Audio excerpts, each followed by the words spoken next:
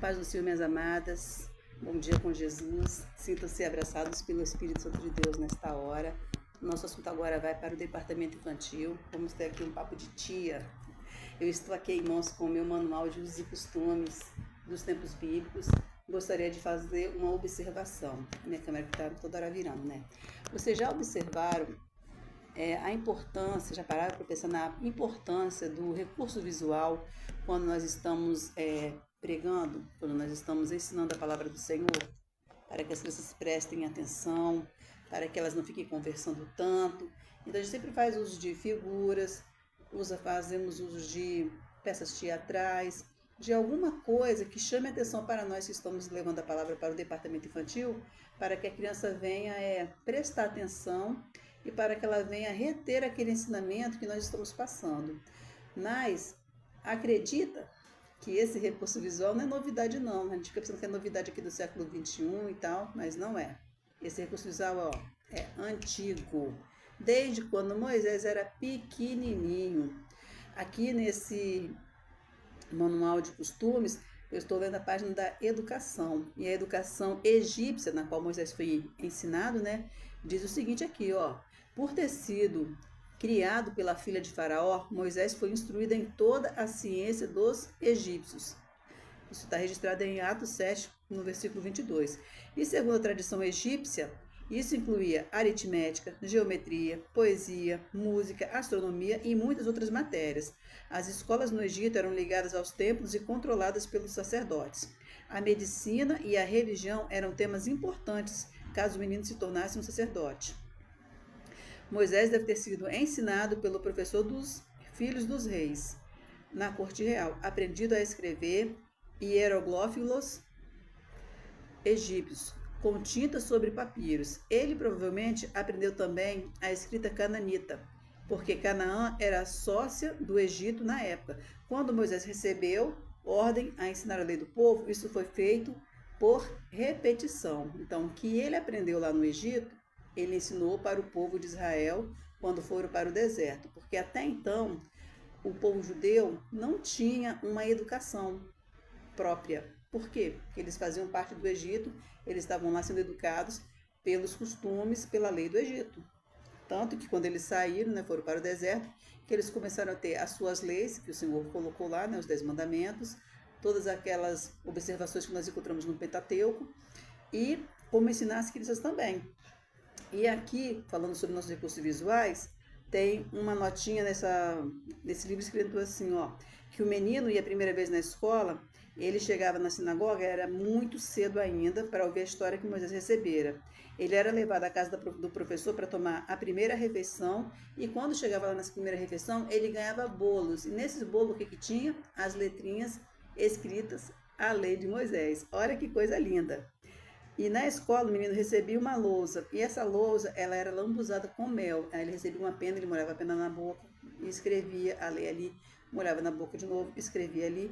O que os professores queriam passar para essa criança? Que elas deveriam assimilar, compreender muito bem as escrituras, e devia absorver, como está vendo, absorvendo aquele mel. E é isso que o salmista Davi diz no Salmo 19, no versículo 10, que diz o seguinte, deixa eu abrir aqui rapidinho na minha Bíblia.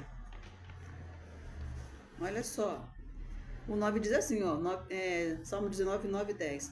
O temor do Senhor é puro e dura para sempre. As ordenanças do Senhor são verdadeiras, são todas elas justas. São mais desejáveis do que o ouro puro, do que o ouro muito puro. São mais doces do que o mel, do que as gotas do favo. Então, essa forma de ensinar com recursos visuais não é nova, ela é antiga. E é muito legal a gente usar recurso visual, é muito bom. Sobre aquela pregação que eu trouxe no departamento infantil da minha igreja, o meu recurso visual ali, o que eu usei? Eu usei o próprio barquinho que as meninas fizeram, como vocês viram nos vídeos anteriores, o próprio barquinho da ornamentação, e para as crianças não ficarem assim todas dispersas, eu coloquei aqueles tecidinhos assim na cabecinha delas e tal, para elas serem os discípulos, serem Jesus, né?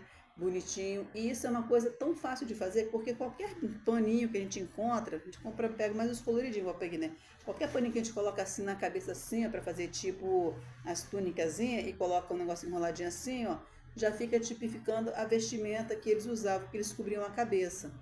E, gente, vocês tinham que ver. Vocês tinham que ver, não. Pode olhar nos vídeos anteriores, vocês vão ver aí as crianças entrando dentro do barco, participando. Aquilo ali chamou a atenção. As crianças que estavam assistindo, todas quiseram participar, quiseram vir no final do culto. Todo mundo quis tirar foto no barco, todo mundo quis ser o discípulo de Jesus. Eu tenho certeza que eles foram para casa lembrando desses ensinamentos. E é isso aí, tá? E outra coisa que eu ia falar, toda hora eu boto a mão na boca.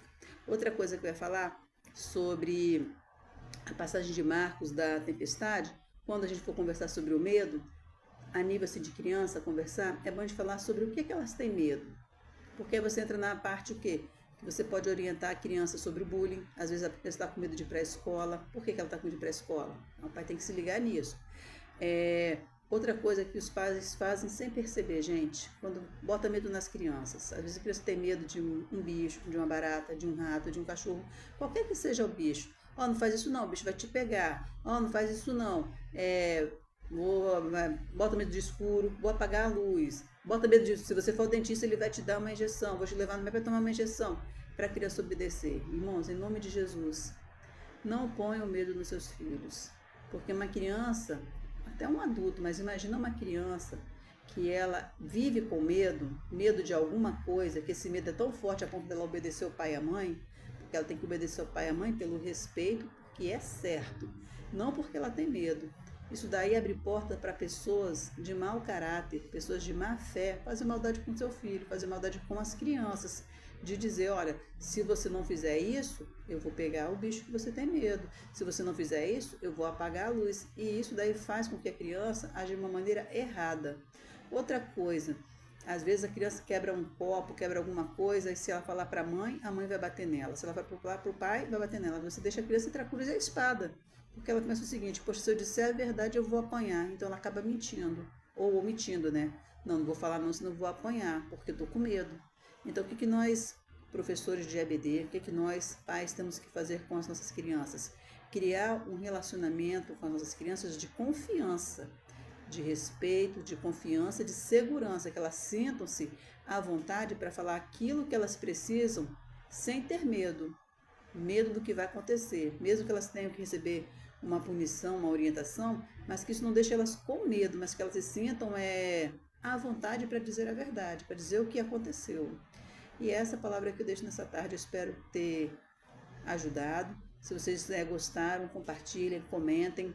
Se o som estiver ruim, como estava no vídeo anterior, meu Deus do céu, me digam, porque eu moro aqui no apartamento, perto da rua, e às vezes passam os carros, barulhos, faz um negócio danado.